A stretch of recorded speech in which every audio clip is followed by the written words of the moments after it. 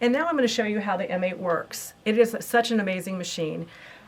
Not only from the power it has one of the strongest motors on the market, it has one of the longest throat spaces, biggest area, so tall. It's 5.5 inches tall, so you can scroll things up in there. But now, the difference between the M8 and the M7, the M8 has several upgrades, is what they've done. They've put in a component that can use the stitch regulation. And that is new to the Janome machines, and it comes with the M8. It is amazing. If you ever want to do free motion quilting, we're going to get into all this, but we'll probably have to show you how this works in another video. I'm going to show you how the machine works right now. So the first thing we're going to do is we're going to thread the machine, and most of you know how to thread a machine. I just want to go through the channels to make sure that you're hitting all of the key parts, because if you miss one, your tension's going to be off. And since when I bought the M7, I became a thread snob and a stitch snob. So I like to have my stitches look nice and pretty. It has a numbering path, which makes it very easy. So you just take it over, the tension guide goes up and down. And so if it goes through that first loop, it even has another one if you have some tension issues. I've never had a tension issue on these machines. They're amazing. So you put it through the top, then you put it through the loop here. And then you go around here to number 1. I tell the girls to count, and the boys to count. This is 1, this is 2, this is 3. I always hold it with one hand on to get tension in it, so I know it goes in all the places. So it goes into 3, and then it goes behind 4, right behind there. It goes down the path just like a normal threading of a machine. 5 is around there. I always go on the right side and then go around to the left side, making sure that it clicks into the take-up lever. And then I go down here. This is 6. 7 is this piece right here. And you go a little bit back behind it to get it in there. And then 8 is down here right by the needle bar. It's a kind of a hard one to see, and some people kind of miss that one sometimes. So I always push it back past a little bit to get it to go in and over. And you have to make sure it gets all the way over in order for your needle threader to work and for you to have good tension. So after I do 8, the new needle threader on the M8 is amazing. All you do is it's like a little duck bill. You just put your thread right through between the black and the white and give it a gentle tug. I just usually take it back here and cut it off. That makes it easy for me. They tell you to lock your machine out when you thread your machine. It's a great idea. If you're having any trouble with the needle threader, before you do anything else, do the needle up and down, which I'll show you in a minute, but the needle up and down will get the needle in the right position. And then lock your machine out. And all you do with a push of a lever, you just go straight down and it threads it. It's wonderful, because as we season in our lives, our eyesight tends to get a little worse, and that's happened to me. So I couldn't live without my needle threader. So the thread is threaded. Don't pull it back out. There's a loop in the back that I pulled out to get it, and I just give it a little tug. I would go ahead and raise my foot up so the tension discs are opened up so I can actually pull more on the thread. When the discs are closed, you can't pull it as easily. So I just do that like that. We're going to go through all of the buttons and all the features, and hopefully we'll answer all the questions you need. So one of my favorite features of my M7, and they've kept it with the M8, is that if I lock my machine with a little key on the pad, I can touch it with a button. I can just push my finger on there and my plate comes up. I used to not know the difference between the plates. There are 3 plates for this machine, and they're all 3 wonderful for different things. And the fact that I don't have to unscrew anything with my hands, it makes it so easy. So with a touch of a button. One thing that's really important that I've learned is to clean out this area. Every time I do a big project, I will take my bobbin out, I will take my case out, and I will take a brush.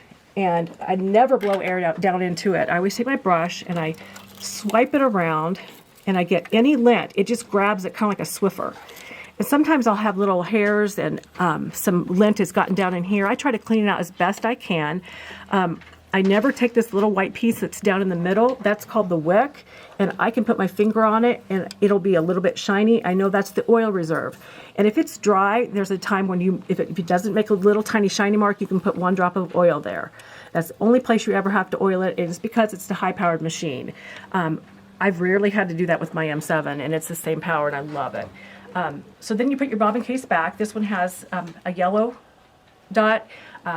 If you've had other Janome machines, make sure you keep all these parts separate from like the 15,000 if you have the 15,000, because it has different plates and bobbin cases and you don't want to mix them up. I've had somebody get their 15,000, they put the plate on there and it got stuck because you couldn't get it back off. And there is a way to get it off, and then we'll look at that later too. So this is your zigzag plate. It has a big opening, and then we'll show you the other plates when we get to that part. So I'm going to put my bobbin case back in, and this seemed to be the hardest thing for me when I first started sewing.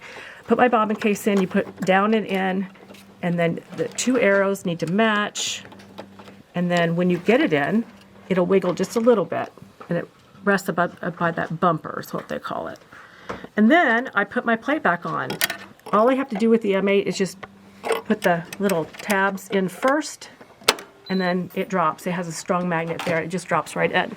One thing I always forget to do when I'm teaching a class is I always forget to put my bobbin back in, and so I don't realize that until I start sewing with the person I'm teaching, and it's almost every time.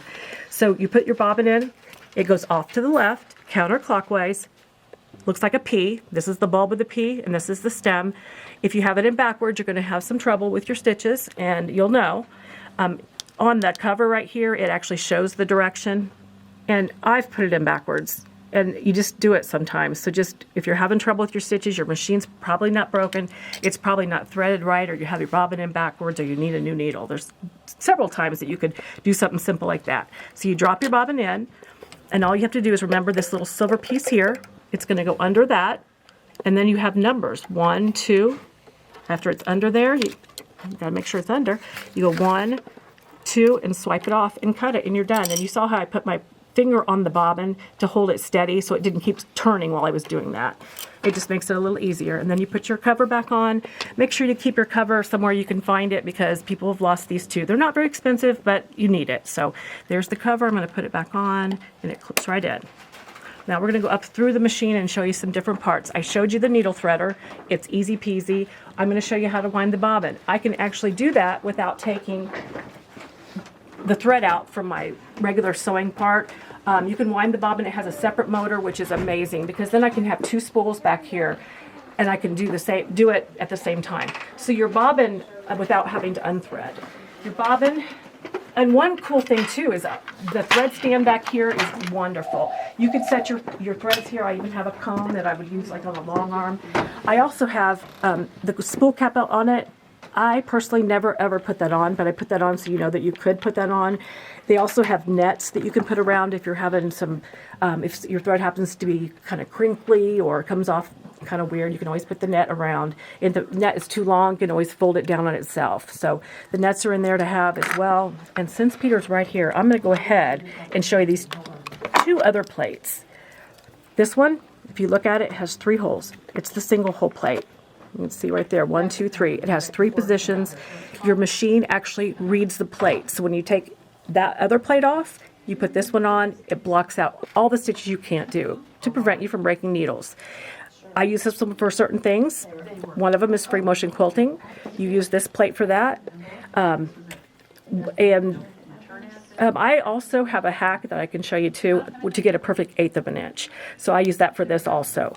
I have my favorite plate, and I use this one. This one sits usually right here on my bed of my machine. It's my HP plate.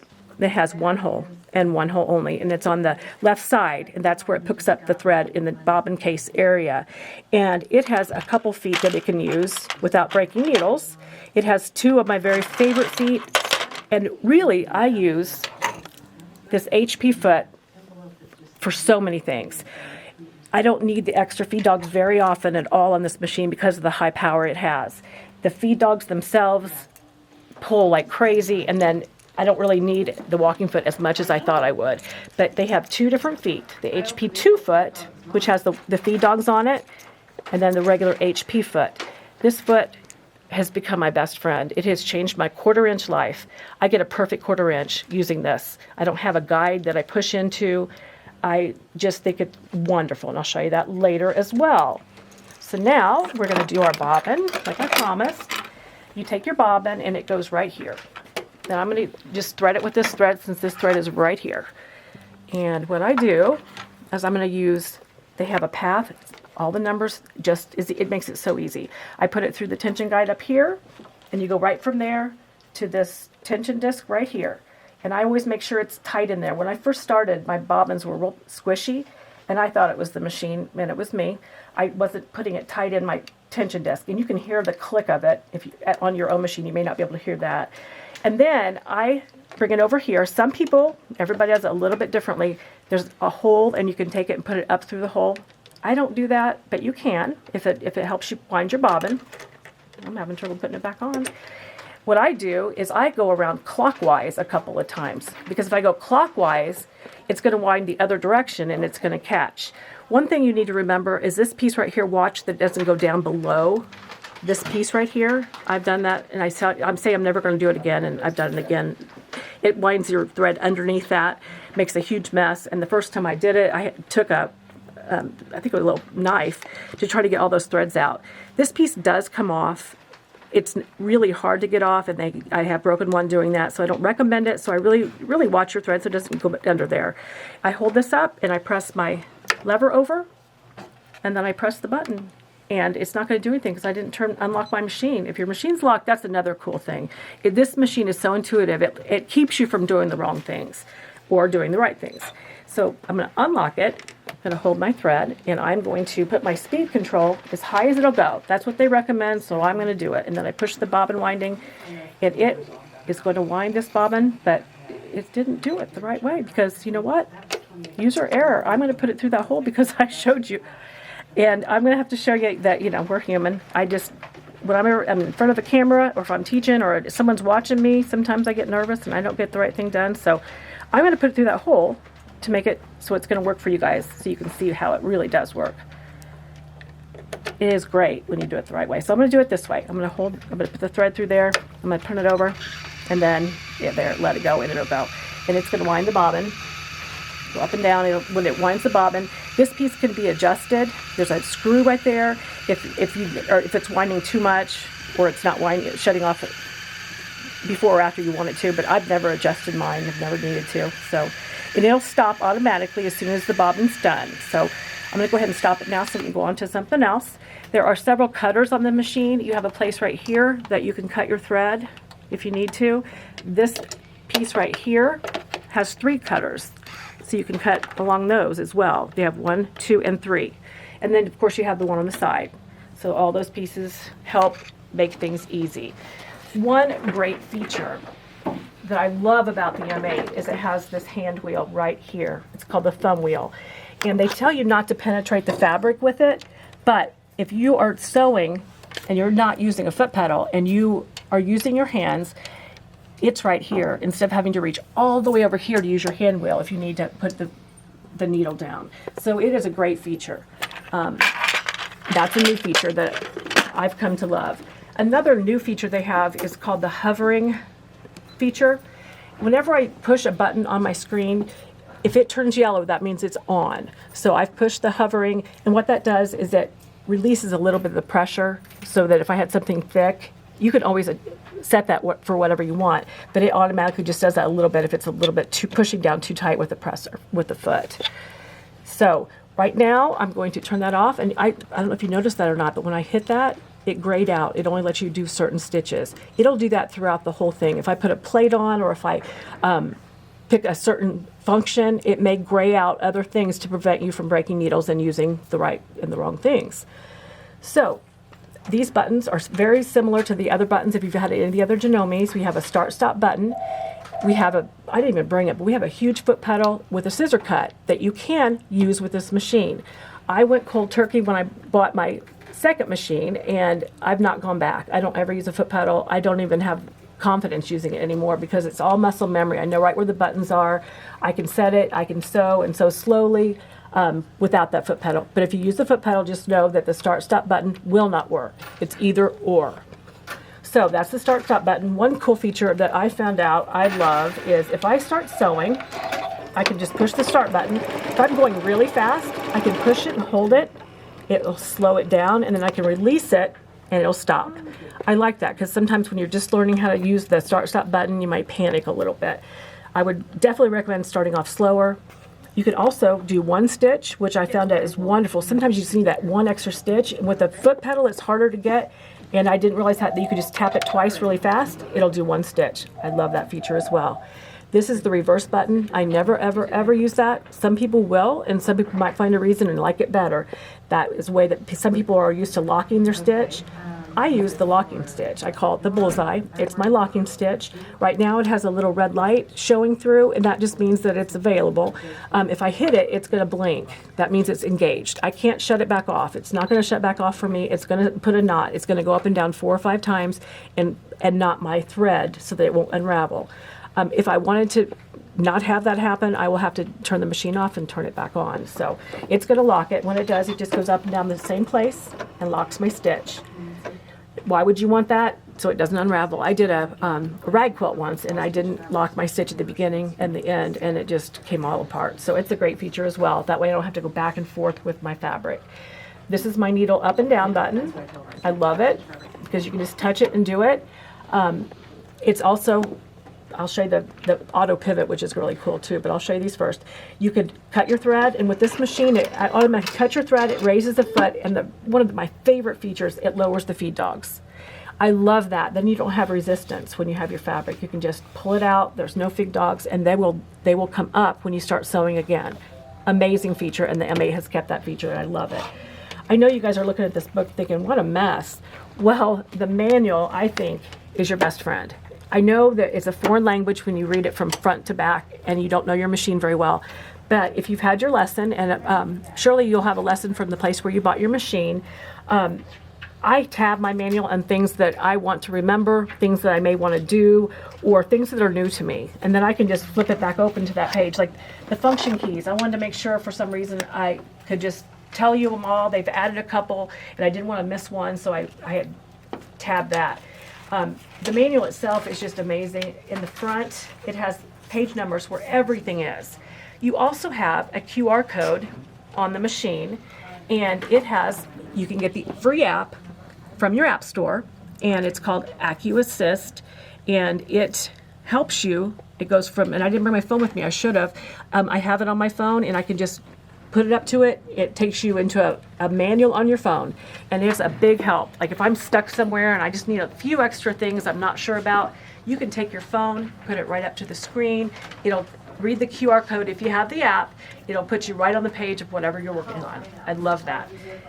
This is just a reference guide to me, but it's my best friend. So don't be afraid to use your manual. Sometimes you don't know what the verbiage is, you don't know what they're talking about, or you don't have the same words. Like I call this a bullseye. It's not going to say the bullseye over here. It's going to say the locking stitch. So find a place where it points that on this very next page, all the essential parts, it tells you what the name of them are. That way you know the name before you go and look up over here. It makes it a lot easier and faster to find what you're looking for. So that's my little blurb on my manual. I do love my manual. I don't have to use it as much as I used to, but I do refer to it on things that I don't do very often, just to make sure I'm doing the right path or just following what it tells me to do. So I'm going to now go over to these buttons. I'm going to try all the outside buttons first. These, I thought, why would they put those on there? Those are kind of silly when you could do everything on your screen. I love those features. I love, in fact, the M6 came out and it doesn't have these buttons, and I'm like, oh, I love those buttons, and they're not there. This is my width. You can change the needle position or the width. The width would be with a decorative stitch. The needle position would be if it's a straight stitch. You can actually see on this screen, as I turn it, it moves the needle. This is the big opening in my plate. You can see it right on your screen, right where you're putting it. You can also see the needle move down here when I do it. If you look, it goes back and forth to wherever I want it. It has so many needle positions. You can get so precise with this machine. Not only is it so strong, but it also is very precise. I am going to tell you one thing before I go into everything else, because I don't want to forget to tell you.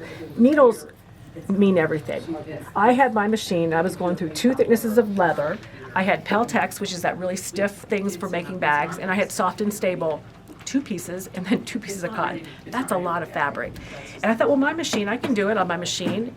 It seized up, and it said, it had a big message, and it said, too thick. And I thought, what do you mean it's too thick? I have one of the highest powered motors on the market. What is going on?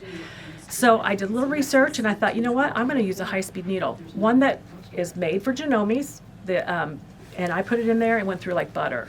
So needles are they're not all treated equally. So just know that. If you're having trouble with something, definitely look. Have you changed your needle? Usually about every 8 hours of sewing, you need to change your needle. It gets dull.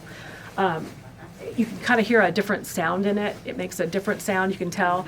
Just like with your machine, you can tell if it's not threaded. It makes a different sound. So after a while, you'll get used to all your machine sounds. So that's a little bit tricky for me because I have to learn different machine sounds in the machine department because, I've got to know what's going on with them. So these two buttons, like I was saying, this one is the width of a decorative stitch or the needle position.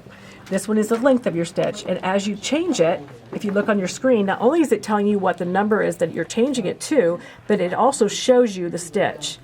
And I love this machine. It has an amazing basting stitch. Look how big I can get it. It also has a place where you can actually do a basting stitch. I love that as well. So I'm going to show you a couple more features on the outside.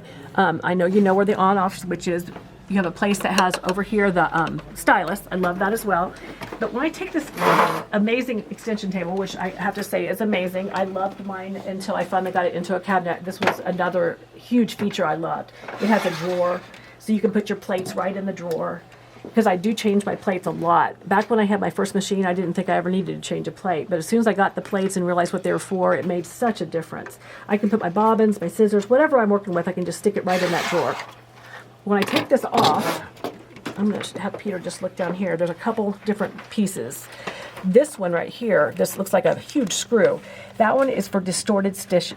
I can't even talk today. Stitches. I might need to take a drink of my Diet Mountain Dew, which if you come in the store, you know that's all I'm doing is drinking Diet Mountain Dew. If I'm talking to you, I have to have a drink. You know, those allergies. So anyway, this is your distortion. I've had to tweak it a little bit if I'm doing decorative stitches, just because the machine is such a high-powered machine. Sometimes it just needs a little tweak here and there. Not very often. This is where my knee lift goes, and the knee lift has two different functions. You stick it right in here, and I didn't put it on here today because we're going to go over that another day, but it's a great feature as well. And then this little hidden gem is when that person got their plate, they had the wrong plate on, and it wouldn't pop up with the touch of the button.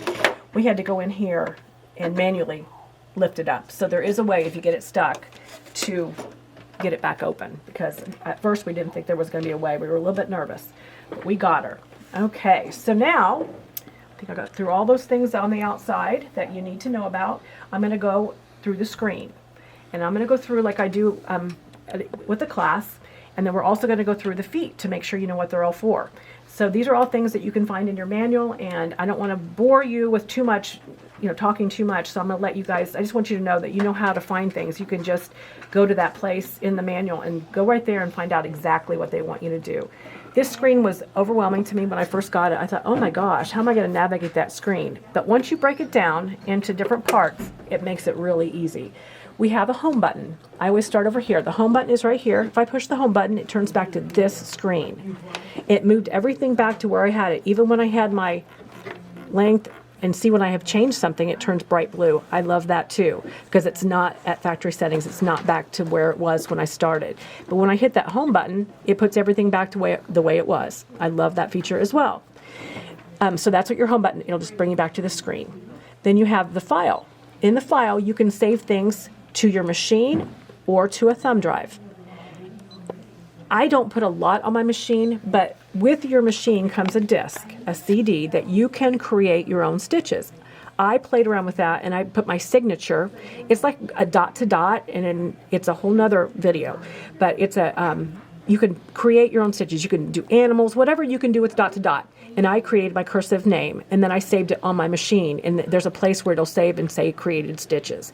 And that's a lot of fun too, that you might want to play with. So that is in your file. I would have that in my machine. If I wanted to not put things on my machine, I don't want to put extra stuff, I can always save it to a thumb drive and put it on my computer if I wanted to. So this is a whole thing that I always go to my manual. If I don't know how to do the order of doing it, or I forget because I haven't done it often enough, I always go to my manual to find out how to save my favorite stitches or how to change things. So I'm going to X out of that. One thing I want to tell you before I forget, to get out of a screen, you X out, or if you want to save things, you have to push OK. OK actually saves it. If you X out of it, it's not going to save it. So that's important to know. Now I'm going to go to this. It's a circle with 3 lines. This is another place I go a lot. This tells me a few things. It has a few different things inside there. One is the quick stitch select. Some of you might love that. I don't use it very often. When you go into it, you can punch in your favorite stitches in here and it'll take you right to them. You have to know these letters all stand for, like this U is for utility stitches, B is for button and buttonholes, A is for applique. It has the first initial of all the different places. If you have a favorite stitch that you do a lot, let's say your applique stitch or whatever you do, you can come right here, punch it in, and it'll go right to that stitch. If you want to save it, push OK. If you want to X out, just X out. So I don't do that very often, but I'm going to go back in there and tell you some things I do a lot. The Quilt Block Advisor, that's in here. If you're doing a 9-patch or some of these things that I've never done. Well, I did a log cabin, but I've never done Grandma's Garden, and that would just help you. If you touch it, it just gives you dimensions on the different sizes that you do. You can change them. You can change how many circles. There's just different ways that you can get help right there. So that's kind of a neat little feature if you want to just have it right there at your fingertip. And if you don't have a laptop or an iPad to go to, you can go right in there. X out. The next one down is important. This is a change. When they made it, it was huge. If this right, it says manual dual feed setting. That is for your even feed system. That is for your walking feet. I have this walking foot, remember, and then I have my HP one that I put down somewhere. I'm always losing these feet. That's why it can't take me anywhere. But the HP 2-foot, here, I threw it in there. They have feed dogs on the bottom, and they help pull. Now, with the strong motor, you don't need them near as much as you would if you had a different machine. But you have the option to have them, so they do help. When I was doing my thick leather and Peltex and all that, I honestly just used my HP foot, not my HP 2-foot. The only thing that I needed was that needle change. So just keep that in mind, that you have a high-powered machine. It can do a lot. So when I hit the on button, you can hear it click. It turns on a separate motor. And that is amazing because it'll take the feed dogs here and the feed dogs on the walking foot, even feed system foot, and they interlock together and they pull together. On my first machine, I had a walking foot, and you had to put this little lever on the needle, and when the needle would go up and down, it would make the feed dogs go. But it was helping pull, but not together. It would pull, and then the bottom would pull. And this one, if you have plaids, you can get them to match at the end. And if you have puckering, there's a place I'll show you that you can go in and adjust it. So it's wonderful. Now, when you turn your machine off, that will automatically go off. So if you have to use it again, you want to turn it back on. I had a girl that had her machine, and she'd forgotten to turn it on here, and she kept getting horrible results with her even feed. And she said, what am I doing wrong? And I said, did you go into that little circle with the 3 lines and turn your feed setting, dual feed setting on? Because that'll actually turn the motor on, and she had forgotten. So that's where that is. It's in this little circle with the 3 lines. I'm going to go ahead and turn it off, and you'll hear it go off. Right where I was below it, that's adjusting the dual feed balance. Some machines have a little knob on the side. You would have to go into the circle with the 3 lines, which is where we are. And it will, when I turn it back on, when it's blue, it's on. I can adjust it right here. I can go smaller. And if you needed to get it to not pucker, if you're having any puckering, that's where you would do it in this circle. So right now I'm going to turn it back off. And then your machine information, this tells you how many hours, what version you have. Version is important because they have upgrades and updates. And to find the latest one, you can go to the Janome website or call your dealer. The version is right here. So if the dealer says, what's your version? And you say, I don't know. And you say, where do I find it? If you can't remember, they'll tell you to look in that circle with the 3 lines. It probably has a name, but I don't know what it is. So this is version that it is. This tells me how many hours and minutes I've had the machine actually on. You can tell I've had it on so much more than I've had it sewn. This little needle tells me how many hours and minutes I've sewn with this machine. So this has only been sewn with 1 hour and 26 minutes, and that's because we've showed it to customers or they've played on it. Hours, we usually keep it on because it has such an amazing light system. It draws you right over, and then I get all excited because I don't sell on commission, I sell on excitement. And I love to tell people all the cool things this machine can and will do. So I'm going to go ahead and X out of that. That was just the machine information.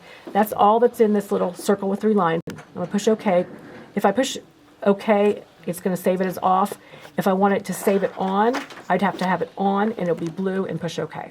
All right, So now we're going to go to the settings. The settings are important because when you have your settings, usually when I teach a new owner's lesson, I go to the settings and set the machine for the way they will use it first, because some of the things won't work unless they're turned on first.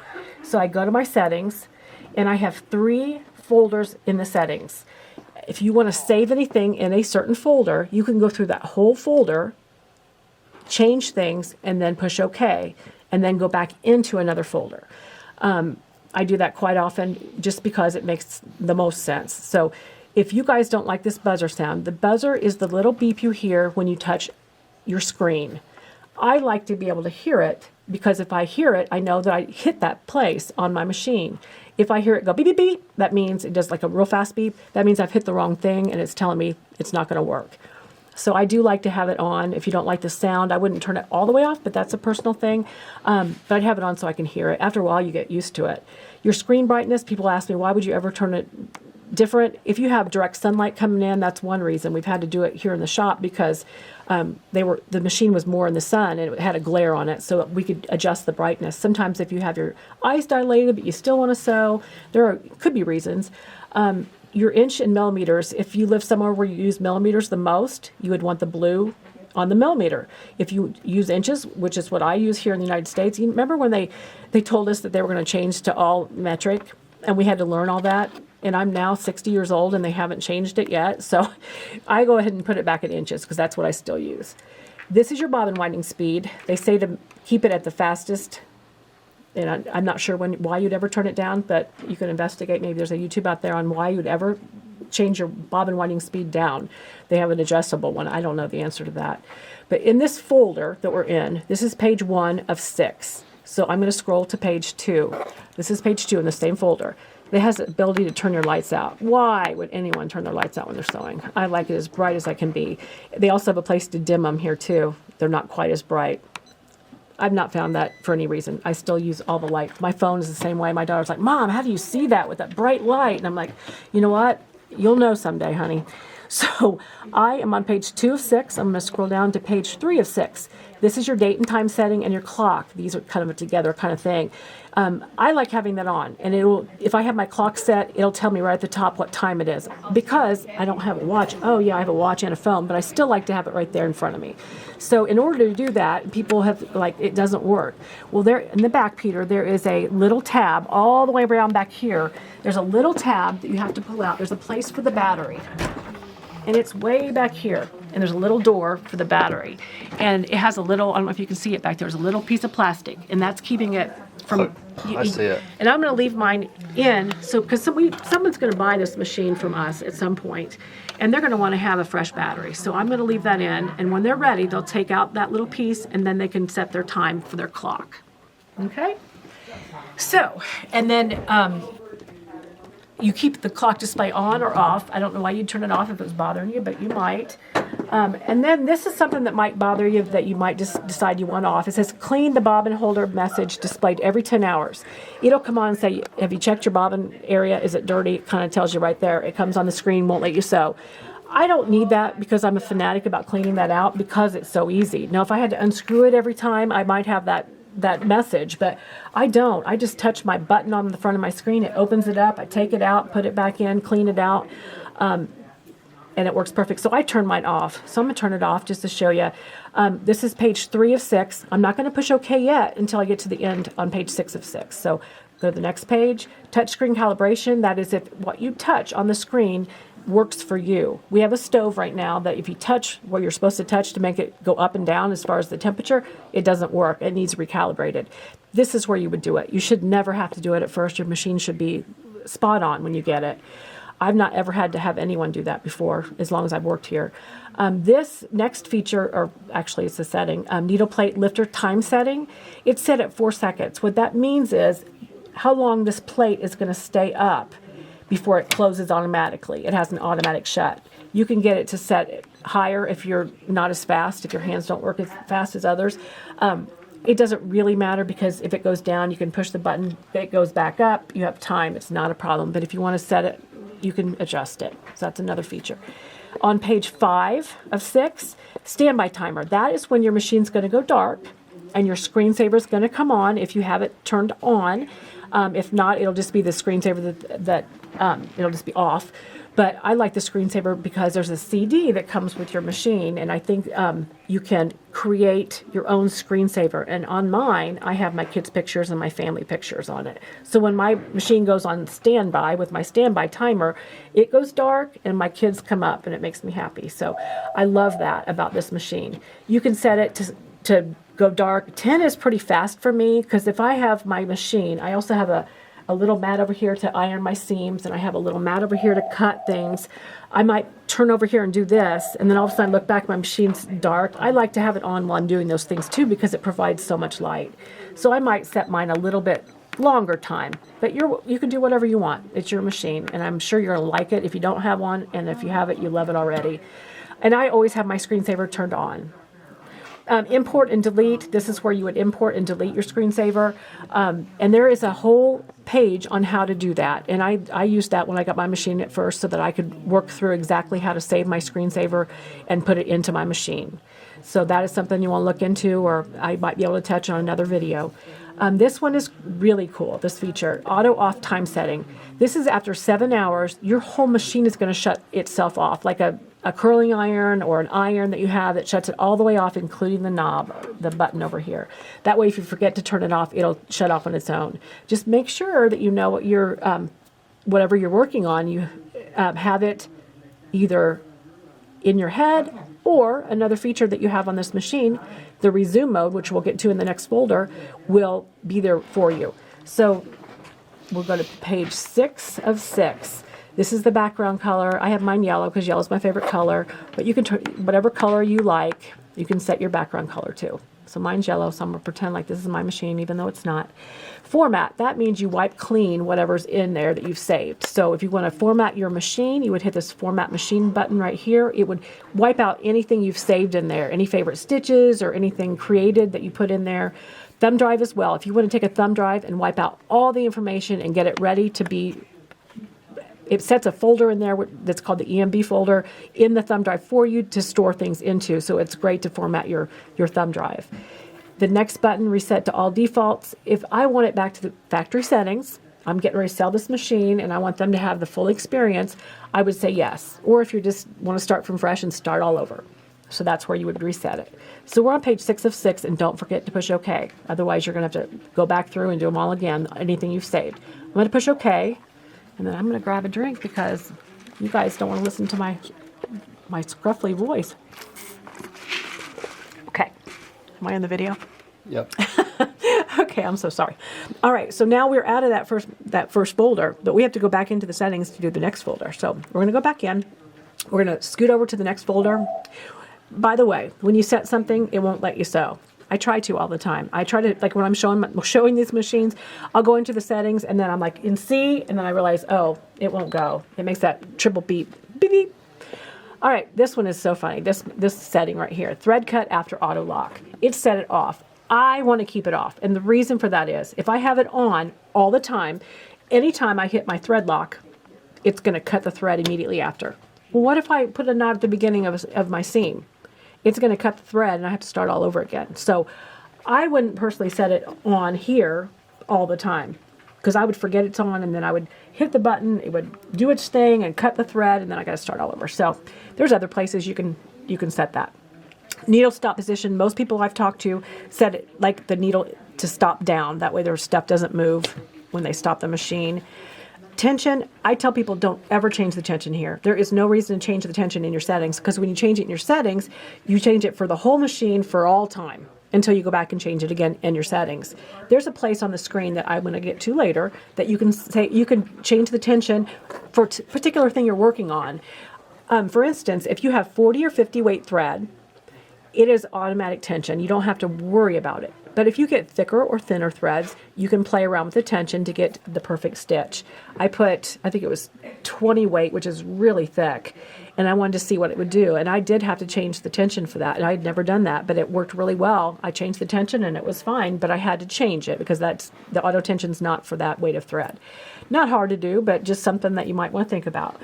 Pressure foot pressure, I tell people again, don't change it here in the settings. You have a place on the screen for each individual project you're doing. You don't need to change it here. I don't know why you'd want to, unless you just really think your presser foot is pressing way too hard or not hard enough. So I leave it at auto all the time here. We're on page 1 of 5. We're going to go down to page 2. Upper thread breakage sensor. I like that one on because sometimes, and I can hear it though, you'll be able to hear your machine. When it is not, so it's not threaded, you can hear a difference in the way it sews. I like it on, that way if I break a thread, it stops the machine, the warning comes on the screen. Or another way it comes on is if I have my material and my needle goes down before it hits the material, it goes down and thinks it's broken, so it'll come on. So that is another thing to keep in mind. One thing that I've had happen that I've had to help people with a lot is if your needle goes down in to the bobbin case area before it hits the fabric, a lot of times it gets looped around your needle and you don't realize it until all of a sudden I hear something and I can tell right away it skipped a stitch. And I look down at my needle and the thread is wrapped around a little bit, at least one time, because it's gone down before I hit the fabric. So I try to always hit the fabric or do a leader before if I have that problem. So that's just something I've found out. Okay, so the bobbin thread remaining sensor, this machine is so cool because a lot of machines have that, but they're kind of a guesstimation. This one is very, very precise. It has a laser light in the bobbin case area and the light will keep it. So when you get down to the end of your thread, it's going to stop your machine and that message is going to come on. And if you know you have a tiny bit left and you only have a few more stitches to go, you can go override it. You can come into the settings and turn it off and then sew again. But it is such a great thing to have. That way, you know how it is. You've been sewing for 2 minutes and you didn't have any bobbin thread and then you're like, oh my gosh, I have to start all over again. So I love having that one on. I don't like, well, yeah, both of those are cool. This one, feed dogs, I don't lower my feed dogs here either. You don't need to. But some people might find a reason to, but that's here in case you need to. Assist in inserting and removing fabric. That is the feed dog placed back here that automatically goes down. That's a new feature on the M8. The M7 didn't have that feature. They always went down when the foot went up. But if you don't like that, which I love it personally, because then I can put my fabric under and not get it caught or batting or whatever I want to put under, you can go in here and change it. So we're on page 2. We're going to go page 3. And we'll go through this. Foot height for pivoting. This is kind of cool, and this is where you would change it. If I have my needle down and my foot up, this is how high the foot's going to go up. And sometimes you want it higher because you have thicker things, and this is where you would change it in your settings. So that's why you would ever want to change it. If you have thinner or thicker fabrics and it's not coming up high enough on the pivot. So there's a place to turn the auto pivot on, and I'll show you that later too. So I'll put my needle back up in case so I don't forget. Adjustable startup speed. This is what I tell people. If you're going to use your foot pedal, I would have it set at the fastest speed to start up, because when I push the foot pedal, which I don't use anymore, I want to have full control of that foot pedal. And if I push my foot on it and it starts out really slow and then gains up to where I have it, then I have come off of it and I'm not really, it's not really me pushing it, showing what it's doing. Does that make sense? So I always set this at the fastest. That way my foot is doing full control of what's going on. It's not starting off slower than I want it to. This one, I have it at full control, but if you're new to the start-stop button, which I always tell people, if you have a machine and it's a brand new machine to you, try to do it without the foot pedal then, because it's a muscle memory thing, and I had to go cold turkey. Now I have no control of my foot pedal. I use the start-stop button, and my hands automatically know where to go. It's really weird. And I love the fact that the M8 has the same placement for all the buttons because it's like my M7, and it makes me happy. So on the startup for that, I always go to the fastest. But if you're new to the start-stop button, you might want to slow it down. It'll start off slow and then gain up to the speed that you have it set on your speed dial. Okay? I know I did skip this. I went to needle up and down and then the scissor cut. I hope you guys all know what the scissor cut is. It's one of my very favorite features on the machine, and then the foot up and down.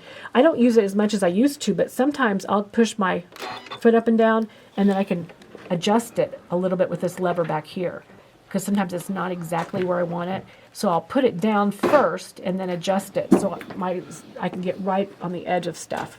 That was just a little squirrel right there. I'm sorry. So now we're on page 3 of 5. We're going to go to page 4 of 5.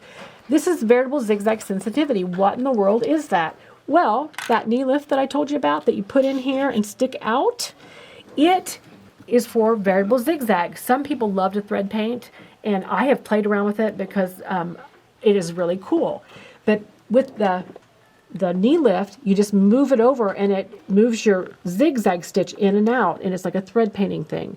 There's a whole section of it in your manual, and it's fun to do, so at least try it out. Okay, these are new to me because this is not my machine. This is the store's machine, the ASR sensitivity and the ASR overspeed warning.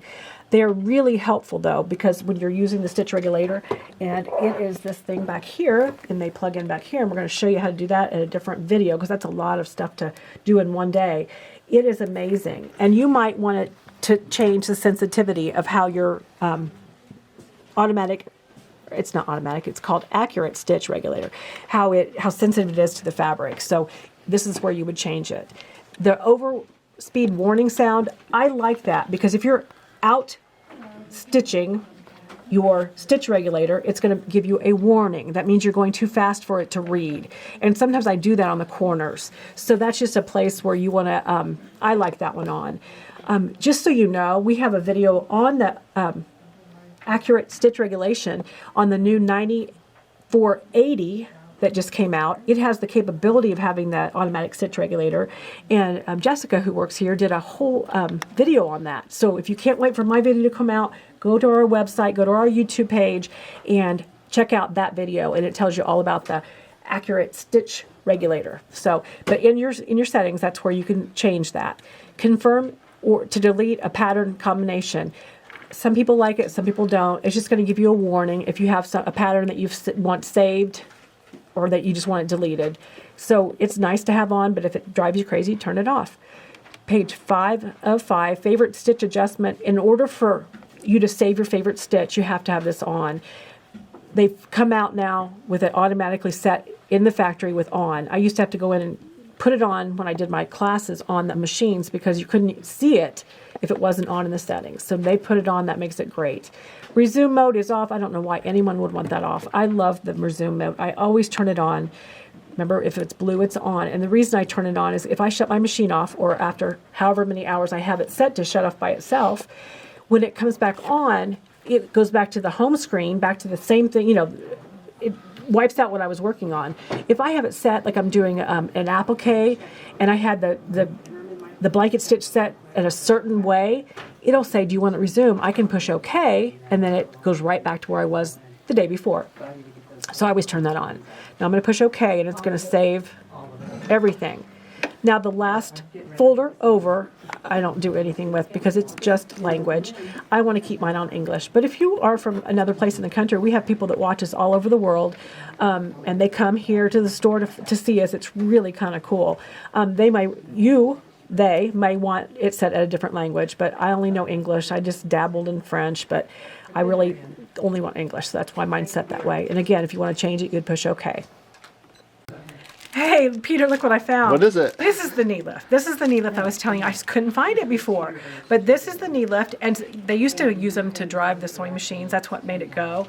But this is a knee lift. It's like finding the beater to the mixer. That's exactly like it is. So this is where we showed you that place right down here that it goes, and it can go right in there. And if your table is far away, this is adjustable with this screw, so that makes it nice.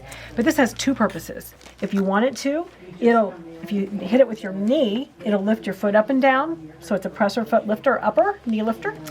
Or, remember I talked about that in the settings, the veritable zigzag. It will make your zigzag go open and close if you're using the veritable zigzag, if you have that part of your machine turned on. So that's two uses for this. And it's fun to play with that veritable zigzag. I recommend that you try it. If you're doing any kind of quilting, that would be fun for that. This machine is used with all different kinds of people, because quilters love it. People who do clothing, I want to get into more clothing when I have time, when I retire again, because this machine sets everything that you need where it needs to go, and I just love that feature, and we'll go through the features in a minute.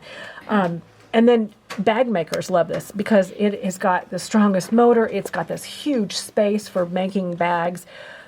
You know, that's why quilters like it too, for the huge space and the lighting and all that. So I wanted to show you something else. I found my phone, and on my phone I have the app. It's called AccuSpark, is for the M7, and I just had it pulled up here. I don't know what I did with it now. It's the AccuSpark 2. and I had it until you guys came, and then I lost it. Oh, AccuSpark 2. And that's a free app if you go to your app store, and it's for the QR code. So when I do, oops, I'm all over the place. It has a QR right there. You hit it, and you scan right. You can hold it right to your phone until it scans it. I didn't have it back far enough. And then right now, I'm not on anything. So it's just telling me stitch patterns because I'm only on the straight stitch. That's all I'm doing. But when I go into other things, and it might tells you the needle drop position, and it shows you the things that I didn't know when I first started sewing. The needle drop position, it shows you right where it is and to move it left or right, how to do it. Stitch length, it shows you how to do that. There are several ways to do things on this machine that gives you options. I love that about this. So if I need help, I can go to my QR code on my AccuSpark 2, and that's the app you want for the M8, because it has all kinds of different things that you can get information on. So that is a helpful tool, along with the manual that I told you about with all the tabs and stuff. It has everything you need in there. Now what I'm going to do is I'm not going to bore you with telling you. I was going to tell you about all the feet and what they do, but really I'm going to tell you about some feet that you can get started with that will help you. And then if you want to use the extra feet, they're there for a purpose. They do certain things that make your life a lot easier. So if you don't know what a certain foot is, call your dealer. Say, hey, what is this foot and what does it do? And why do I have it? And what do I need it for? So that's what I'm going to recommend that you do, so that we have time to go over the screen. Because the screen is, I remember when I got my machine, I was overwhelmed. In fact, we did I think it was like an 8-part series on just the M7 when the M7 came out, because there was so much in there that you could do and learn, and it's a little bit overwhelming at first. So I just want to get you comfortable with how to get to things, that way you can start sewing on this wonderful machine. So there are different parts of this screen that I love. Up here, this side of the screen, these are all your settings, and I think of this as my control center. I can width and length over here on these knobs. Or this button right here, if I tap it, it's a little triangle, it opens up. It opens up to a whole section. Remember I told you not to go into your settings and change things there? You can. Obviously, it's your machine. But you have this right here on whatever stitch you're working on, you have this little button that opens up my control center. And in the control center, you open it and close it, but this is another thing I didn't know. I was like, how do you close it? I'm not sure why they had two different symbols. I would have liked the same symbol, but they didn't do it because I'm not the one that made the machine. So I have to touch that to close it, and I touch this triangle to open it. So in this little control center, it has my needle position. Because I'm doing a straight stitch, if I had a decorative stitch, it would be the width of my decorative stitch. My next knob over is my length of my stitch. You can increase it or decrease it right here. Or remember I told you could do it over on these knobs. And when I'm not in this screen, you can also do it right here on the front right here. This is length again, and this is width or needle position. You can do it here with the knobs or when you open this up. Also, when you open this up, it has your tension. It's set auto for you. Now there's a place I'm going to show you which is really cool. In that t-shirt that was one of our folders, I'll show you all that later, but I love what this machine can do for me. This is the tension that has it for you. I never ever touch it. If my stitch isn't pretty, it's probably not my tension. It's probably the way I have it threaded, or I don't have a nice needle, or I put my bobbin in the wrong way. It's almost 100% of the time it's me and not the machine. So you have that you can change if you need to. If you have it, like this is where I would change it if I put my 20-weight thread or my real thin thread. This is where you change your tension. It looks like threads interwound. The next one over is your foot pressure. So that's why I told you you don't have to ever change it. Your settings would change it for everything you're doing for all the time. It doesn't go back off until you shut it off. Here I can do it for this particular stitch that I'm working on. I love it. These are my fig dogs. I don't ever do anything with those. Obviously, I can't right now anyway because it's grayed out. Whenever it's grayed out means it won't allow you for whatever you're working on, which makes sense, and I love that too. This is the part in your settings. I said favorite stitch. Right here, these weren't on unless in the settings it says to turn it on, favorite stitch, FS. And that is if you want to save your favorite stitch. Let's say you have a straight stitch, but you do a lot of clothing and you want it to be either a tighter stitch than it's set, or longer stitch, wherever you want it set, but you want to save that, you can go in and save it as your favorite stitch. I always go to my manual and find out where it is in my manual because I never can remember the order of what to do. After I've done it a couple times, then I can find out, and I know, and I don't have to go to my manual. But at first, I always go to my manual, find out where the favorite stitch adjustment is, go to it, look on the page, and see exactly the order. But that's what these buttons are for. So I do like the fact that it's in my manual, and it probably is on my QR code if I just want to do it that way. I just use my QR code on my phone. My biggest problem is trying to find where it is on my phone. I think I have too many apps. Oh, there you go. So it's You can take the app and then move it to your home screen. I know I could, but I don't. This one's not my machine, so I don't have it right there. But I could. So let's see if it'll stitch pattern and settings. No, it doesn't have anything about favorite stitch in there. Auto tension. Oh yeah, it does. It has all the different things. The auto pressure, foot pressure. It has information about what I was on the screen. I misspoke. Is the gray on there? Does that tell you more information about it? It does tell you more information. So additional on top of. I gotcha. Yeah, so that is the auto tension. The little gear is the settings gear. That's cool. It is cool. So it has additional, and then it has all these different things that I was working on. So I misspoke. It does have all that where I was. I love that about this. You know, that you don't always have to go to your manual. Maybe your manual's put away. You can always get your phone out because most of us has our phones right with us. So back to the machine itself. You can change things in here, and just remember you can open and close it. This closes it, and that little triangle piece opened it. But you save your favorite stitches into a file or a thumb drive like we talked about. DFT, I didn't know what that meant at first either. It's default. It's if you want it back to the default, because I changed things. Let's say I changed this, and whenever it's changed, it's blue. I love that about this feature on this machine. My machine doesn't have that. So this really lets you know I've changed something. So, and I want it back to the way it was. I would just push the DFT, and it takes it right back. And you know it has because they turn black again. So those are the settings that it has it set, and you want to change them. A lot of people want a 2.8 when they're doing their piecing. And then you can save that as your favorite stitch. And then you can always unsave it or turn it off if you don't want it. So that's a great tool. So I'm going to close it back up. So this is my main screen, as we've talked about several times. I break things down into folders. I was a teacher in my former life, so I like things nice and orderly so I know where to find them. I say these are my folders all the way across. Those are my folders. And inside those folders are other things, subfolders. Up here on top, these are ever-changing things. They change according to what I'm working with. And then this is the screen that mechanical room that I go into to change things, tweak things. But these are my folders. These are the main folders. Up here on top, as they change, you'll see them change, and I'll try to catch them and tell you what they're for. So this first screen, there are 47 pages. This is page 1 of 47, and you can scroll through your pages with these arrows. As you see, I can go through them. It has buttonholes. It's got everything. It's got all kinds. It goes into the appliqué section, and it changes up here so you know. And there's 2 pages of the appliqué. And I go through the second page. Now it changes to cross stitch, and it's got 2 pages of that, different cross stitch. One thing that I found when it came up was this square that's dotted and this LS with a little circle and a dot. You can actually program those. This is a space, and some of the places you can find have bigger spaces. They have like 3 different sizes of spaces. If you're making a label or something decorative, you can actually program a space. And LS means lock stitch. That's that bullseye that I hit. You can actually program it into your stitches, and that way it'll stop at the end of a pattern and lock the stitch. And if you had that scissor cut set that way, it would automatically cut it. One place that I like to go to too to find the different stitches, we're scrolling through them here. We can go to this chart right here. This chart is usually always right there. If I hit that chart, it tells me all the stitches. I can go through and scroll that way too. And when I actually hit one I like, it puts it on the screen for me. It also highlights the things that you're allowed to do. If in this screen, my control manual, right now this is lit up. It wasn't lit up before.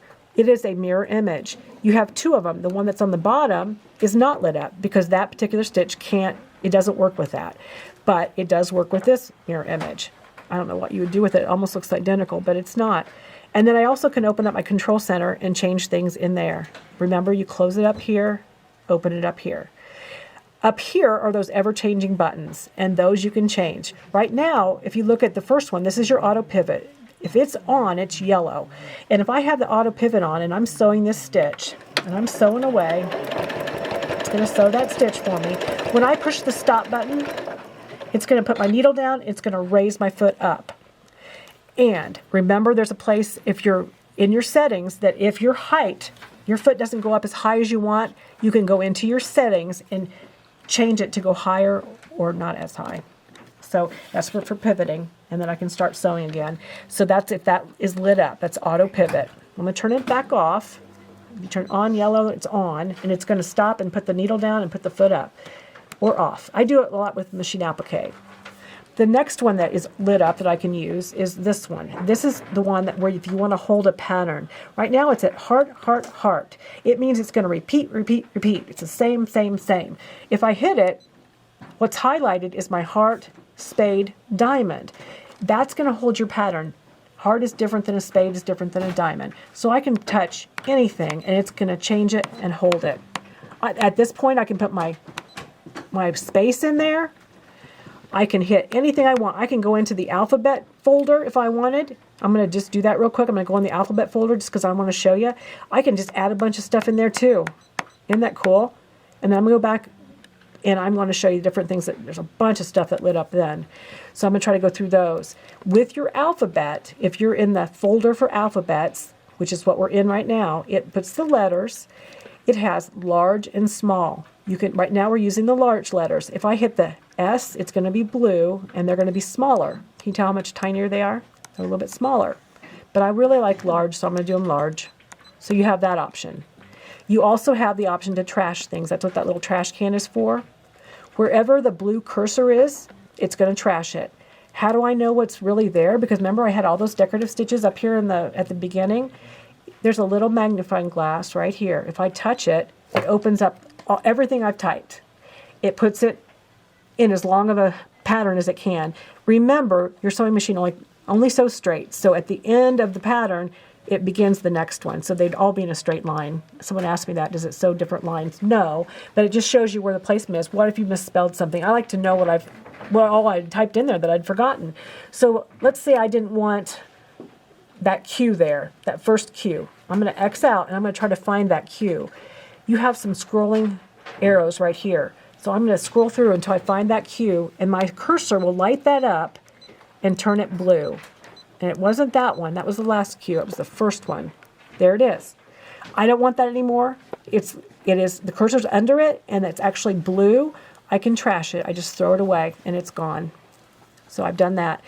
Remember, you can always open and close this up again if you want to change things. Right now, see, there's a lot of different things on there. You can't change this as a favorite stitch. You can't save it like that. You have your auto tension and your foot pressure that you can change. Now, the height for your pivoting, remember, is only in your settings. But your foot pressure, how hard it's pushing down when it's sewing, is here in this control center, I call it. I'm going to close it back up. So up here, things have changed again because I'm doing different things. So up here's your auto pivot. Here is a file. If you want to save this whole line of things to a file to save on your computer, you can't. Your sewing machine computer, your sewing machine, yes. It also has a feature, remember this one was the one that, so you can read everything and see what order it's in. This one is a neat tool. If you have, it actually will tell you the length of your pattern, and you have your length of your fabric, you can come and tell, is it going to fit? So it's a really good tool because sometimes, I always do a practice one just to make sure. If I'm doing something on a bag or something where I want it to be perfect, I do a sample the same size just to make sure, but you can do it, if you're not as paranoid as I am, you can just do it right here. And of course, push OK to save whatever you have, however long you need it. So we're in the ABCs, and the next one over is hand stitch style settings. If I push OK, it's going to save things into a hand, like if you want it to look a little askew. Some people don't like it to look perfect because it looks like it was done on a machine, and they have the hand stitch style in this machine. It makes it kind of cool because it makes it look more like it's been done by hand. And I'll show you that later when we get to more of that. So those things changed up there. I wanted to make sure you knew those. But if I go back into my decorative stitches, which is that file, then those change again. So everything changes according to which file you're in. So we were actually in the first folder, and if I do that, the pattern combination currently being created will be deleted. If I don't want it deleted, I would push OK. If I X out, it's going to keep it. If I push OK, it's going to delete it. I said it backwards, sorry. So right now, let's say I just want to go back home. I just don't know where I am. I'm lost. I just hit my home button. It says it's going to be deleted. Push OK. It deletes it and takes me back home. Because sometimes you're lost. You're like in the machine. You're like, where am I? Until you get to know your machine really well, you can always just go back home. And it'll give you a warning, either X out or OK, whatever you want to do. So the next folder over we're going to go to, we went in the first folder, and you can scroll, keep going until it'll go to different folders. But right now, we're just going to show you the folders as they come here. The next one over are the buttonholes and the buttons.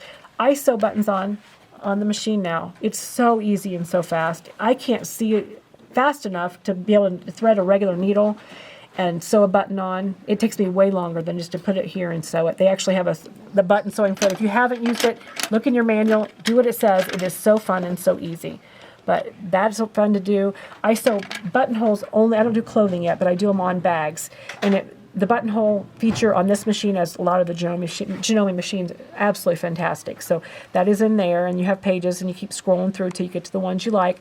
I thought all buttonholes were the same. Like, you could pick whatever you like because you like the shape. They're all created differently for different fabrics. Who knew? But that's in your manual. So I just wanted to let you know that. That was the fun fact I learned. And buttons, all regular buttons. Are there really 47 pages of buttonholes? No, it goes into other things. But it does scroll through things. Gosh. Those are just in your utility stitch. Yeah, I got you. So your buttons, you know, the holes on your button, even 2 and 4, they are all the same distance apart. That's what makes it so easy to sew them on a sewing machine, because the zigzag, it actually calls it a button stitch here, but I'm not talking about the decorative buttons, like the real big ones, but the regular size buttons that are on all of our clothes. They're on my clothes, or on Peter's clothes, or all over the clothes. Those all have the same distance. Who knew that either? I learned so much here. I tell people all the time, I forgot to tell you where we're from, Peter. We are from Always in Stitches in Noblesville, Indiana, and I am so sorry that I didn't say at the beginning. I was so nervous to do this video. I wanted you guys to learn this machine so much I forgot where I was. I am at Always in Stitches in Noblesville, Indiana, and this place is amazing. I've been here 7.5 years now, and I knew nothing about sewing, and I have learned more here than I did at IU Bloomington to be a teacher. And that is a fact. So this store is so cool. We have one of the largest discount rooms or clearance rooms that I've ever seen. We have a yarn department and people who know how to work in the yarn department that are just so knowledgeable. We have Peter, who spins yarn, his own yarn. We have Jessica, who spins yarn. We have so many talented people. We have Janet, we have Anita that actually teach lessons. Pam knows a lot about it. There's more than I'm just naming. They keep me out of that section, even though I know how. I don't do well back in that section. It's just they are the experts back there. So if you need help, this store has the help in any of the areas. We have a wool department. We have a punch needle department. We have a huge embroidery department. Just tons of things. They just went to market and got all kinds of fun things for people to buy. And we have an online store here now. Since COVID hit, our manager of the store, she just did amazing things, because not only are we a brick and mortar store, which is a destination place, it's so cool. We also, you can order online, and we have tons of tutorials. Peter's our social media bug. I don't know what we call him, but he's our we call him the paparazzi around here, because he's always snapping pictures and going to social media. But we have a wonderful, I can't even talk today because I've been talking too much, YouTube channel. Our YouTube has all these videos. This one you probably found there. We have tons of tutorials, and we have a What's New video that goes out. We've done over 100 of those on What's New in the store. That means they've done 100 weeks of What's New in our store. And they go around and show you all the new things that you can order online or come in the store and get. So go to our Facebook, we have Instagram, and we also have a YouTube channel that's blown up. So I forgot to tell you all that, but that's what we are. I'm Kathy, and I've been here 7.5 years. Peter, how long have you been here? 4. He's been here 4. I thought it was longer than that. It seems a lot longer. Anyway, back to the sewing machine. I forgot to tell you all that. So we're in the buttonhole section. If we go over to one more folder, we're in the decorative section, and you see they have different categories or different subfolders. If you want to go quickly to a different subfolder, you can just by touching it. There's quilting. One thing I did not tell you that I want to tell you before I forget, there are for you quilters out there, there are several options on making a 1/4 inch. Some are a lot easier than others. I can go into this, I call it the squiggly. It's the decorative stitches. If you saw, I went into the decorative, and then I hit the quilt button, and it's blue, and it lit up. If I want to do a 1/4 inch, I can just go over to this one, and it'll set my needle at a 1/4 inch for this, and it jumps over. Don't do it while your needle's down. I forgot I had the auto pivot on when I did that. Don't change things with your needle down because you'll put pressure on it. And you probably just watched me do it, so don't do what I just did because you don't want to do that to your needle. But you saw it jumped over because I had the 1/4 inch stick. So if I were to go along the edge of my foot, it would sew it at a 1/4 inch. They have feet for that. This particular machine comes with two 1/4 inch guide feet. There's one that has a guide on it, that metal guide, and there's one without. I used to always use the one with the guide until I got my new machine, and it has the HP and the HP plate, HP foot and HP plate. I'm going to get in your way, Peter. I'm so sorry. Because it changed my 1/4 inch life. I don't have to do anything to get a 1/4 inch besides put on my plate and my foot. And I have these on all the time, but they're so easy for me to interchange. I have... with my hands, I love the fact this is shaved off where I can actually screw things on so quickly because there's so much room to do it. Some of the machines, I'm down there trying to get it and I can't get it.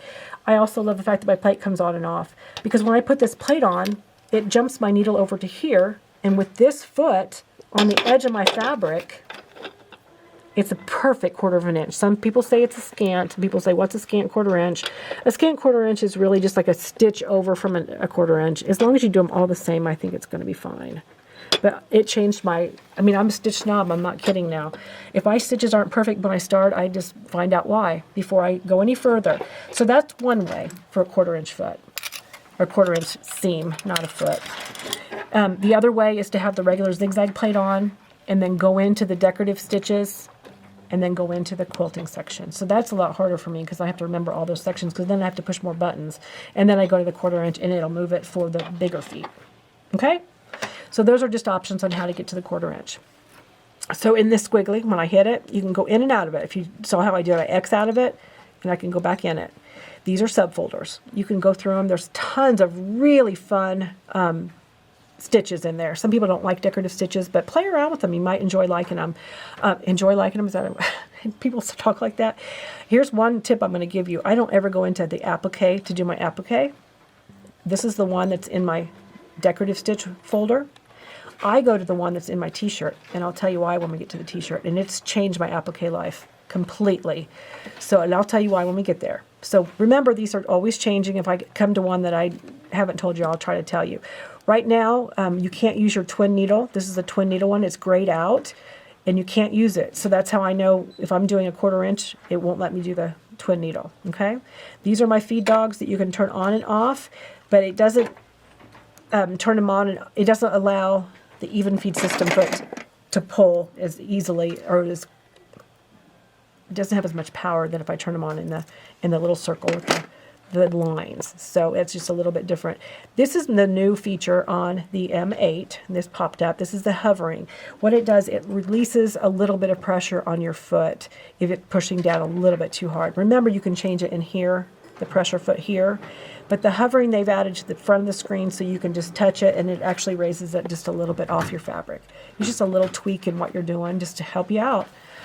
So I've not really used that one a lot, but if I had this machine at my house, I probably would use it more. But if you have this machine, just use it and see if you like it. So those, again, are ever changing. So now I'm going to go back into my decorative stitches because we didn't go into very many of them. I wanted to show you what it can do. Let's go into the quilt ones.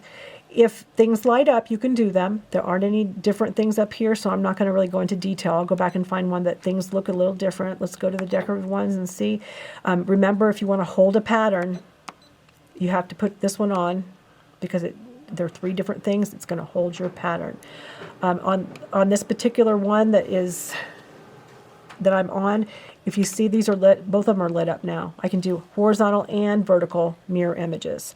So different times, different stitches, you can do different things. On this, you have your space and your lock stitch again if you want to do that. So now we're going to go into the alphabets, and I kind of briefly went over here. Your alphabets, you have choices. You have block, they have 2 blocks. One are the 9mm, and they are the biggest ones on the machine. If you want to do a bigger label, you would want to go here. But they have different ones you can scroll through to see what you like and stitch them out. See which ones are your favorite. And we have a tapering folder. I've played with this. This is another feature that I usually, when I'm doing a lesson on the machine, I don't go into detail about because it is detailed. And I always go to my manual. I've done it. I went to Janome Institute and played around with it. I made some cute like pouches with decorative stitches. And what it does is it tapers at the beginning and end of your stitch. You can do it for you could do mitered corner stitching, and your corners will match just like you would if you did a mitered corner on a quilt. And when you open this up, there's a whole screen, and you have to adjust. You can play around with your stitches to see what the angle is you like. It's a whole thing, and it's really, really cool. And then you can tell it how many repeats you want, but I definitely recommend going to your manual or going to your QR code on your phone to do that. And then when you want to save it, you push OK. And I'm going to have to get another drink. So sorry. You're in a fabric store. Not only am I talking a lot, but there's a lot of fabric in this store. It creates a lot of dust for us allergy people. The last folder I'm going to show you is this t-shirt. It's sewing applications. When you hit that folder, there are 3 big subfolders, and then some littler, even subfolders, whatever they're called. The first folder I told you about before. This one is if you're sewing clothing, it is your favorite place to go. You think about that t-shirt, you want to go into that. And these are sewing application things. These are things that I want to learn, and I have the machine I can learn them on. Because let's say I'm going to do an over-edge stitch. Right on the front of the screen, there are 3 different categories for my over-edge stitch. I can change if I have woven fabric, if I have stretchy knit fabric, or if I have heavy fabric. I just want to do an over-edge stitch, kind of like a serging stitch to seal all my mess so it doesn't unravel. But I have a woven fabric. It's a different stitch altogether than the one they recommend for the stretch knit. Not only does it set the stitch, it does the stitch. You have layers that you can get into. If I have 2 layers or, oh my gosh, it just puts the stitch. But it also, and I'm going to open this up. This is that control center thing I was telling you. It opens up. So my tension for this particular thing, I'm doing an over edge, and it even tells me up here, over edge woven. And if you look up here, this tells me how long I've been on this today doing the video, just so you know. Almost at 2 hours. Whoops! Part of it, we took a little break. You guys didn't know. Well, you might have been able to guess. But anyway, this particular stitch is for over-edge woven fabric. I wouldn't know which stitch to pick. There are several over-edge stitches. I wouldn't have any clue. It tells me what foot I need. It sets my tension. Look, it's at 3.0 instead of whatever it was before. I don't even remember. It sets the foot pressure at where it thinks it needs for that woven fabric. It sets it. So now, if I pick a different one, if I do have 3 layers of fabric, that's a different stitch. Now, if I open my control center, it's set differently. Do you notice that? It was at 3.0 for my tension. It sets it at 3.4, so it gets even more detailed. And they know this stuff. That people that made this machine, they tested it, so I trust them. And I love those features because I can just touch it, whatever I'm doing, I can look into it and I can get there. So now I want to get back out of here. If I don't want to go back home or back to the utility stitches, I'm just going to touch that t-shirt again. It'll take me back to my my sewing applications.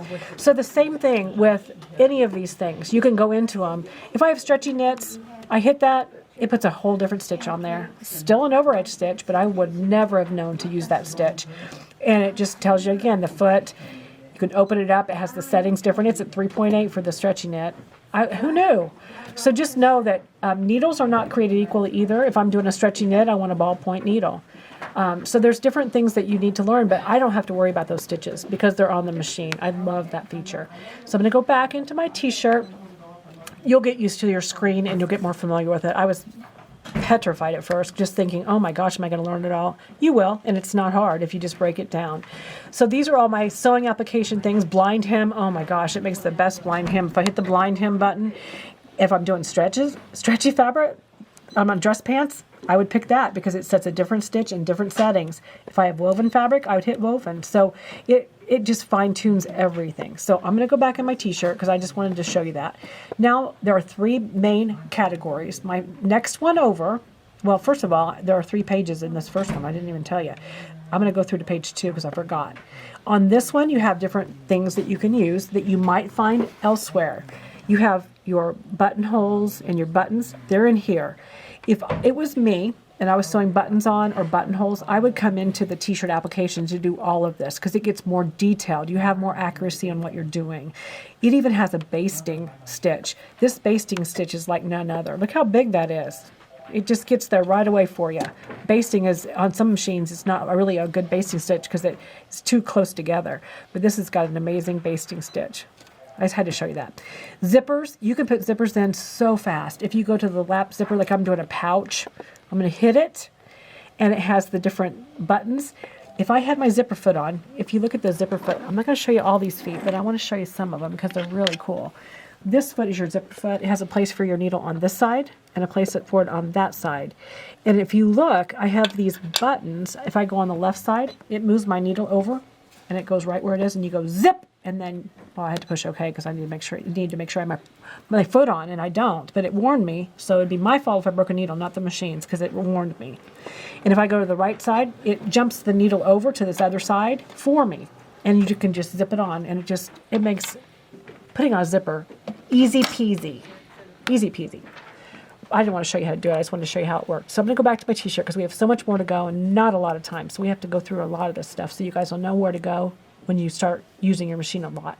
So really this folder, we're on the 2nd page. I'm going to go to the 3rd page. It has smocking, and I'm telling you right now, one of our girls that works here, Pam, some of you know her, she does amazing smocking by hand. And she got on this machine and she did smocking on this machine. It is gorgeous.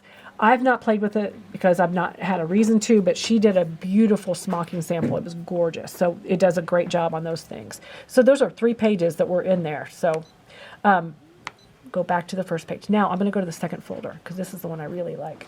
This next folder over has a lot of really fun things. And remember when I told you just the regular applique that you could hit that was in the up by the buttonholes area? I don't ever go there. I go to my applique here, and this changed my applique life. Patchwork piecing. Some of you guys do quilting and you do piecing. This feature, this button, oh my gosh, when you patchwork piece, you hit it and wants to make sure you have the proper foot on, and I don't, but I'm going to act like I do for time's sake. If you're sewing along, first of all, you can do your 1/4 inch just by touching it.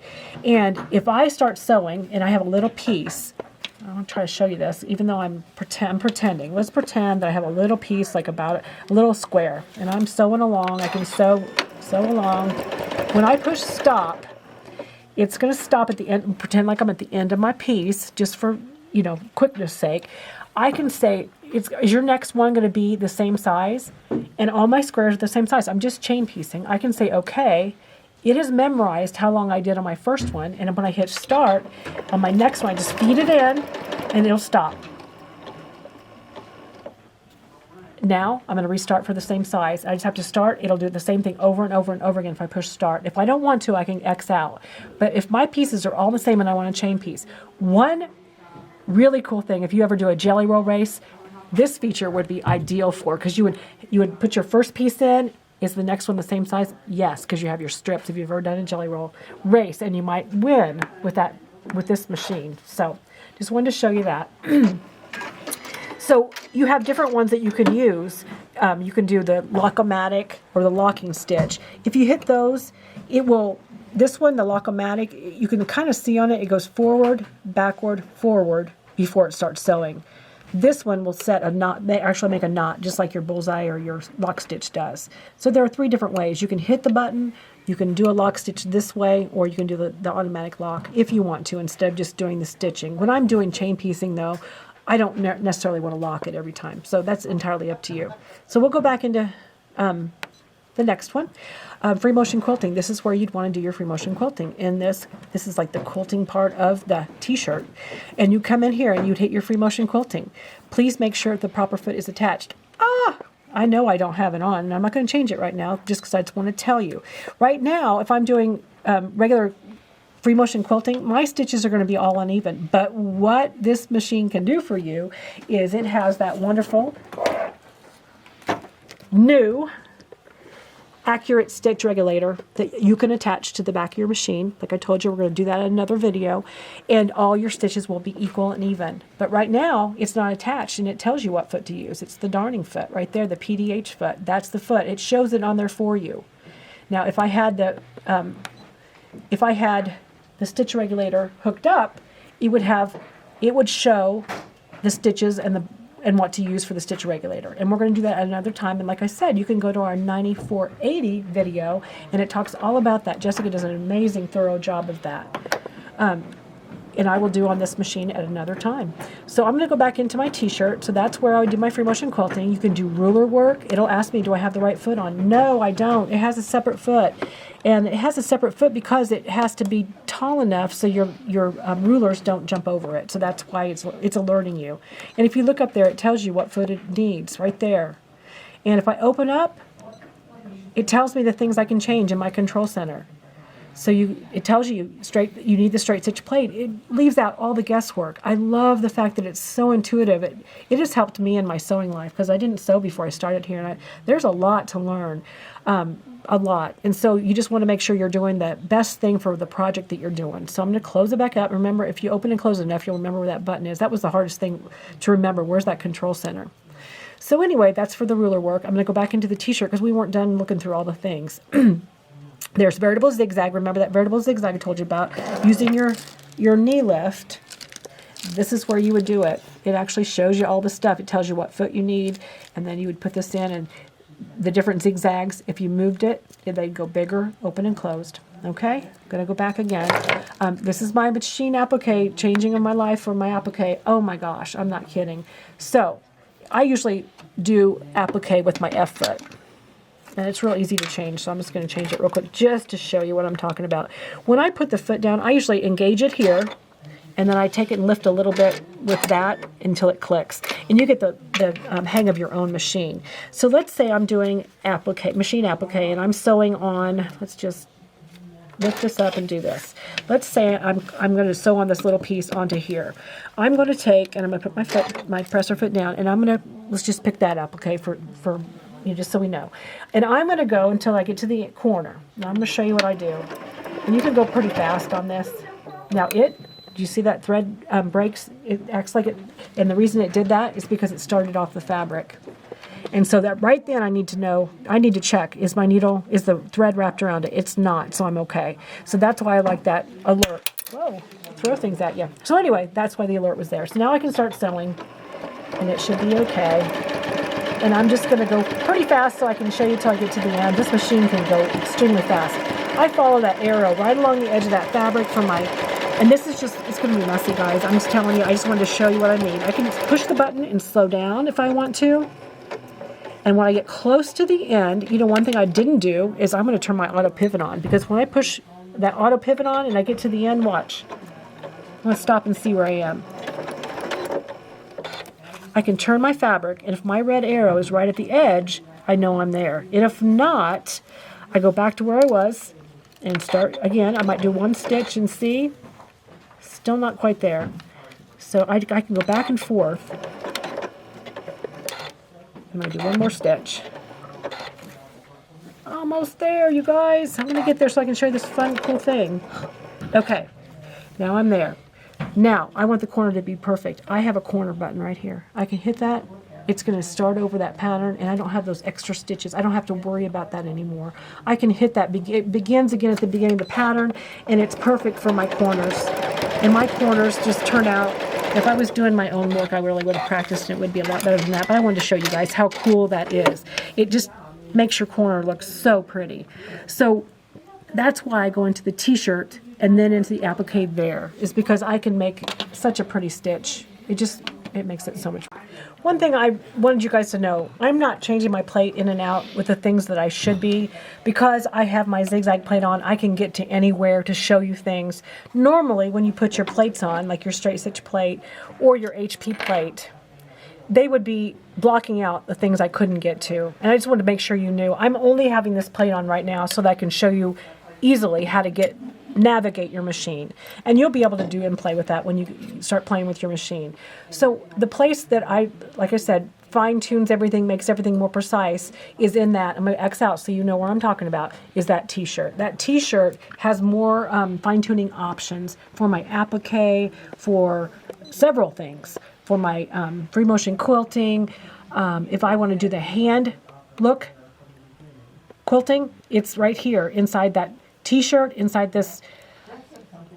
I was, in my head, I think of that as quilting. I don't know why, but that's how I remember it.